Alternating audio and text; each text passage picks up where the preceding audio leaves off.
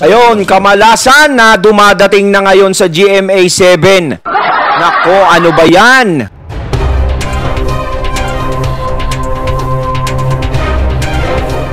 Ayo, what's up? Ako nga pala si BT at nandito ngayon tayo sa BT Reaction.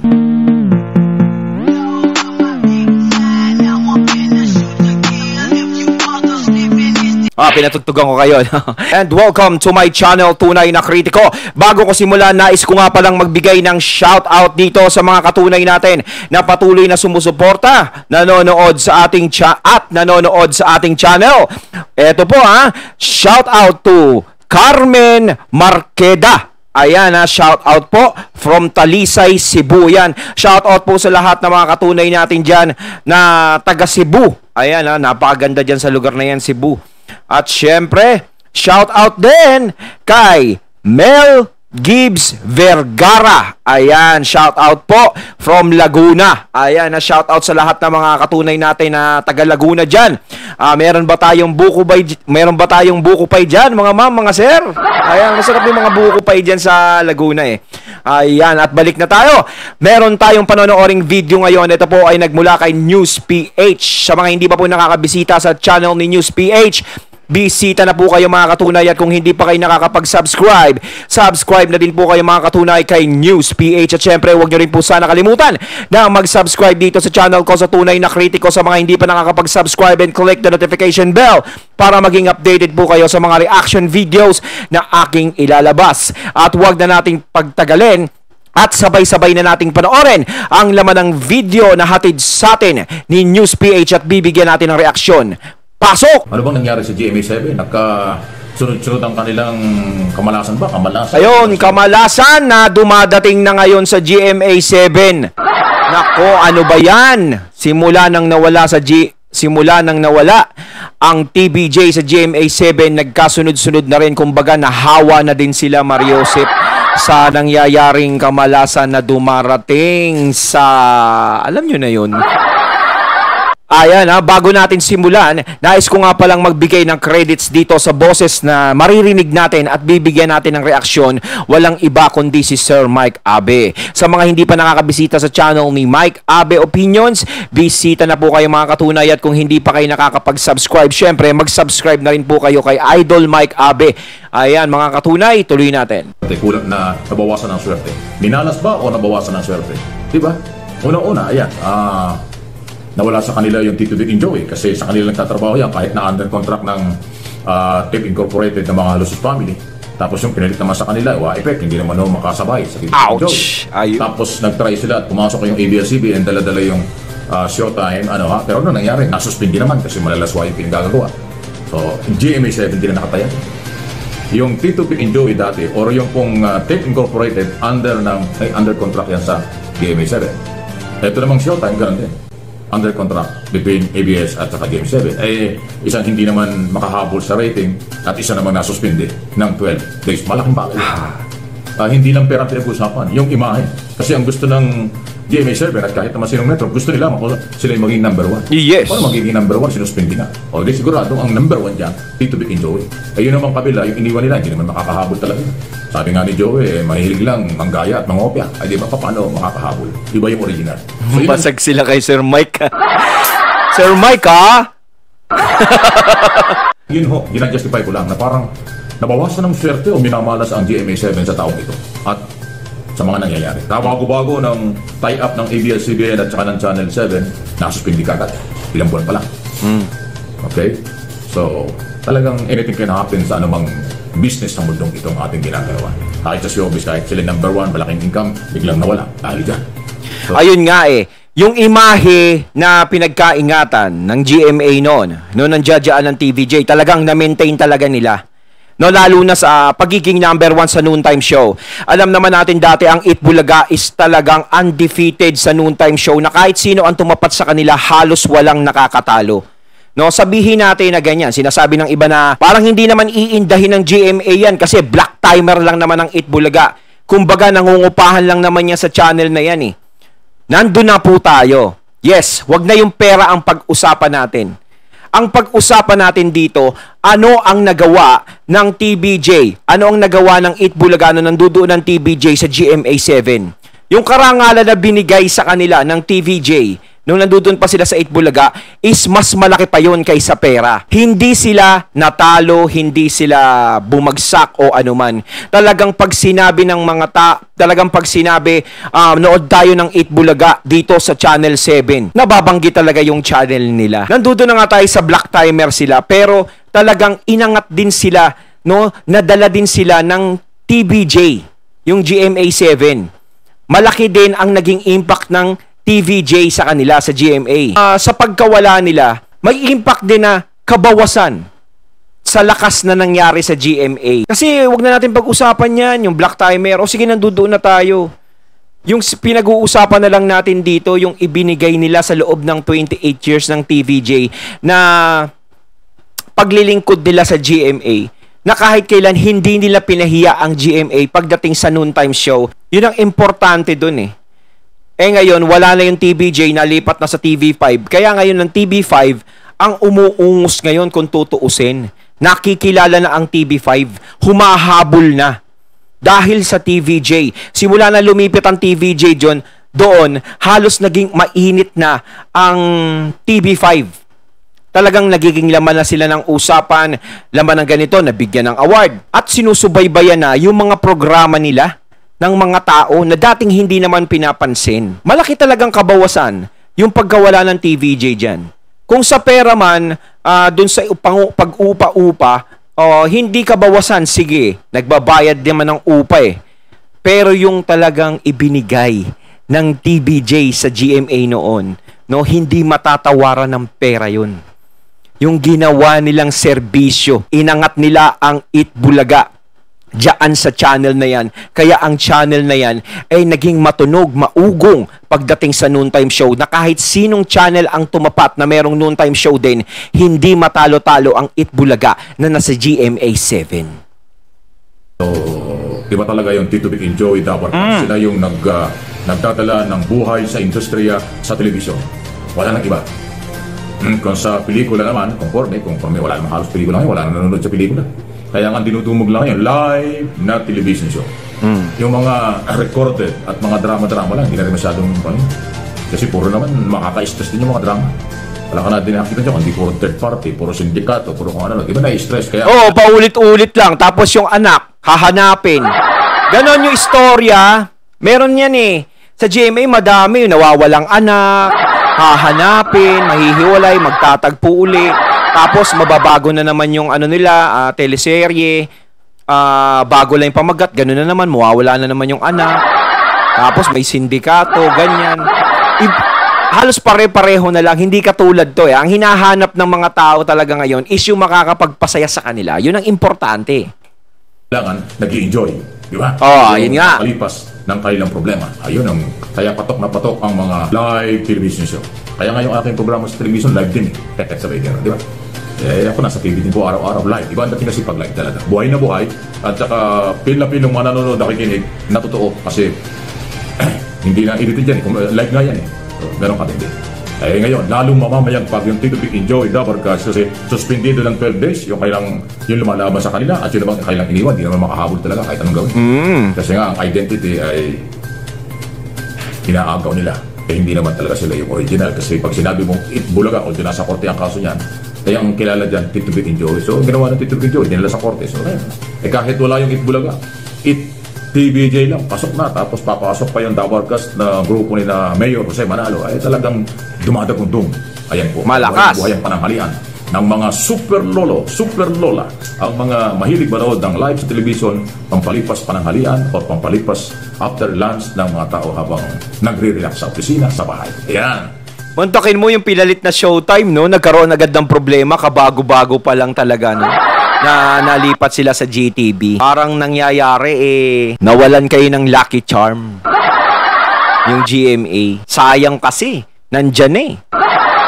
Manong kung gumit na kayo pero pinag-usap nyo na lang kung sakaling ayaw talagang magkasundo, di sana inilagaan nyo pa rin yung TVJ. Hindi nyo sila pinabayaan ng ganun-ganun na lang. Siyempre, masakit din sa kanila yun eh.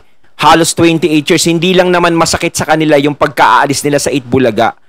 Ang masakit din naman sa kanila doon, yung 28 years silang naglingkod sa GMA. Halos ang tagal niyan, hindi biro yung panahon na yan na pinaglingkod nila sa GMA tapos ganun-ganun na lang silang bitawan. Kaya hindi maikakatwiran dito yung na black timer lang sila. Nagbabayad lang naman, hindi naman apektado. Kumbaga, hindi naman maapektuhan sa pag-alis ng TVJ. Kumikita pa rin ng GMA7. Yun sinasabi ng mga iba. Pero ang pinaka-apektado dyan, yung pinakaka-apekto dyan, is yung pag-alis nga ng TVJ, yung naibibigay nila na pagpapataas dun sa channel. Siyempre, hanggat nakikita nila na kahit sabihin mong noontime show yan, yung Itbulaga noon, yun ang dyan ng TVJ, nakikilala yan, damay na din yung channel dyan. So, nagkakaroon ng interest yung mga tao na panoorin kung ano ba yung mga laman dyan sa channel na yan. Gaya na nangyayari sa TV5. Tinatangkilik ang TVJ, ang E80. Oh. Siyempre, naku-curious yung mga tao doon sa mga programa na nakapaloob dyan sa TV5. Mapapanood na nila ngayon yun. O may isip na, mas maganda pala yung mga teleserye dito, mas maganda pala yung mga balita rito kaysa dun sa kabila. Kasi nandoon ng TVJ. No? Na alam natin na malakas sa GMA noon sa noontime show. O lalo na ngayon, mainit ang TVJ, di ba? Kumbaga yung channel nyo is nadadamay, nabibigyan ng karangalan, napapansin ng mga tao. Kaya hindi na pera-pera ang pinag-uusapan dito. Yun ang pinag-uusapan natin. Yung naibigay sa inyo ng TVJ simula nang maglingkod sila sa loob ng 28 years. Good news, magandang balita, yung pong panindigan at sinasabi ni Chairman Soto, di ba? Ano ba pangalan ni Chairman? Nalimutan ko tuloy. Soto, tama ba? Anyway, si Chairman Soto ng MTRCB, dahil sinasabi niya, ang kapakanan ng mga bata. Ibig sabihin, yung mga batang nanonood sa telebisyon, ang kanilang pinapahalagahan at bigyan ng proteksyon sa lahat ng television show 24/7 kung kinakailangan. Walang iba, walang politika, walang personalan, walang kung ano. Magkakalaban sa telebisyon ang kahit na sinong mga showbiz personality or politiko or negosyante kasi lahat itong palabas sa telebisyon ay sakop ng MTRCB para na igagayad kung masarap at tama ba yung ginagawa nila sa paningin at pandinig ng mamamayang Pilipino, especially ang kabataan. Kasi kailangan ng mga bata walang maririnig na mga below the belt or malaswa o hindi talaga katanggap-tanggap sa murang kaisipan ng mga kabataan. Napakaganda po. So, yung kasi mga, siyempre may nasa tamang edad na, alam na nila kung ano ang buhay. Madali sila makapag-adjust kung mali o hindi tama sa kanilang pandinig at panlasa yung palabas at sinasabi sa telebisyon. Pero ang mga kabataan, wala kasi yung gano'n dahil bata pa sila, minor de edad, kailangan igabay. So yun po yung obligasyon ng MTRCB. At maganda yun, Chairman Soto. Maganda po yung sinabi mo. Saludo ako, dapat ka naming suportahan. Ako, susuportahan ko sa laban mo yan. Noon, tama yung sinabi ni Sir Mike Abe, no? At sinabi ni Ma'am Lala Soto, no? Na tama rin naman yun. Na dapat gabayan ang mga bata. Kasi ang mga bata nanonood yan sa telebisyon eh. No, kahit na marami ding nanonood sa social media, dapat talaga, pagdating naman sa social media, kailangan ginagabayan naman ng magulang. Pero pagdating sa telebisyon, 'di ba, lalong-lalo na nasa noontime show, sila dapat ipakita nila sa bata yung maging modelo sila, yung tama, no? Kahit sabihin natin na nagpapatawa sila sa mga bagay na ganun, kaya nila nagawa 'yun. Maraming paraan para mapatawa mo yung mga tao. Kung talagang legit na komedyante ka talaga, kahit hindi ka gumawa ng mga ganong bagay na medyo mga green o kahit na anong hindi maganda na pakinggan o makita sa iyo ng mga tao, kung talagang legit ka talagang nagpapatawa at magaling kang komedyante, kayang-kaya mo yun. 'Di ba? Gaya nga ni Jose, isa sample natin yan eh. Hindi na gumagawa si Jose ng kung ano-ano. Sa kilos pa lang niya, sa pagsasalita niya, talagang wala siyang sinasabing mga green o kahit na anong hindi magandang pakinggan, pero nakakatawa siya, tinatangkilik siya ng mga tao. Siyempre yung mga bata tumututok dyan eh. Sinasabi ko nga kung ano yung nakikita ng bata sa matanda, siyang nagiging tama, na dapat hindi naman ganun. No? Ngayon, nagagalit sila kay Ma'am Lala kasi nakapag-desisyon siya ng ganun at akala may pinapaboran si Ma'am Lala kasi sinasabi nila, Soto yan, ang E80 hindi maano kasi ganto, ganyan. ay hindi naman siguro. Hindi tatanggapin ni Ma'am Lala ang posisyon na yan kung meron siyang ganong pag-iisip. Yun nga sinasabi ko nga nung nakakaraan. At meron pa nga mga tao na bumabato, no, na kita ko sa isang post, no, na parang binabanatan si Ma'am Lala Soto na bakit yung paghalik ni Tito Sen sa asawa niya kay Ma'am Helen Gamboa. Yun talaga ang tinatapik ng binabato kay Ma'am Lala. Kung bakit hindi niya binayolate yung ganon. Kumbaga parang hindi niya pinatawa ng parusa yung mga ganon. Gising po ba kayo? 'Di ba? Mag-asawa po 'yon at wala namang ginawang kahalayan si Tito Sen kay Ma'am Helen. Kung sa telebisyon, no, natural po nahahalik ang kanyang asawa. Yung parte na ginawa ni Tito Sen is hindi kahalayan. Sinasabi nga doon sa isang post, kala kahalayan yung ganon, Marioso. Hindi ba kayo kinikilabutan sa mga sinasabi nyo? Alam ni Tito Sen ang ginagawa niya. Sa tagal niya dyan sa noontime show, gagawan nyo pa siya ng issue. No? Hindi naman gano'n na sasabihin na nag-French ba yun? Yung parang maglalaplapang kayo talaga. Hindi naman niya ginawa yung gano'n. Parte ng pagpapatawa. Kung tutusin sa telebisyon, may mga nakikita akong gano'n eh. Nagbibiro ng gano'n, nahahalikan, pero sa pisngi lang siya nakahalik. Ano naman ngayon kung humalik si Tito Sen kay Ma'am Helen, asawa niya yun. Natural na ginagawa ng mag-asawa yung ganun. Kahit sa harapan ng anak nila, ginagawa nila yung paghahalikan. Wag lang yung alam nyo na yon mga katunay, di ba? Wag lang dumating doon sa punto na ganun. Pero, yung ginawa ni Tito Sen is walang ka-violate sa MTRCB yun. Dahil mag-asawa, ginagawa nilang lahat yun. No, ng kahit sino. Kaya wag kayong magsalita ng ganyan na, wag niyo sabihin na naghalikan, no? Hinalikan ni Tito Sen yung asawa niya, ganto, ganyan. Tapos, bakit? Mga nanay at tatay niyo ba hindi naghahalikan? Lolo't lola niyo ba hindi naghahalikan sa harap niyo? Nagtatago muna? Sa kalsada ka, nakikita mo eh. Yung mag-boyfriend tsaka girlfriend, naghahalikan eh. Natural na yan. Diba? Mag-asawa yan eh. Ang masama.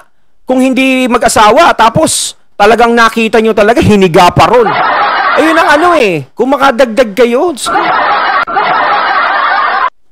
umiisip na lang kayo ng ibabato nyo sa MTRCB para mapag-initan din ng EAT. Hanap naman kayo ng malutong-lutong ng konti. Dahil yung kapakanan ng mga maliliit, ng mga kulang pa sa gabay ang inyong ginagawa. Ito'y kasunod po ng kontrobersyal ng pangalawang suspension order na ginawa sa Showtime.